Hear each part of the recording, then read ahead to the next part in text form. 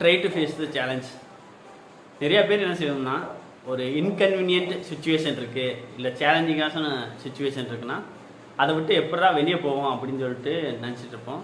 பட்டு உண்மையில் லைஃப்பில் நீங்கள் க்ரோ ஆகணும் அப்படின்னா அந்த சேலஞ்சிங் சுச்சுவேஷனை, அந்த ப்ராப்ளமேட்டிக் சுச்சுவேஷனை எப்படி ஹேண்டில் பண்ண முடியும், எப்படி அதை விட்டு வெளியே வர முடியும் அப்படின்னு சொல்லிட்டு யோசித்து அதில் ஒர்க் அவுட் பண்ணி அந்த சேலஞ்சிங் டைம்லேருந்து நிறையா விஷயங்களை கற்றுக்கிட்டு நீங்கள் வெளியே வந்தீங்கன்னா அது உங்களோட லைஃபோட க்ரோத்துக்கு ரொம்ப ஹெல்ப்ஃபுல்லாக இருக்குங்க.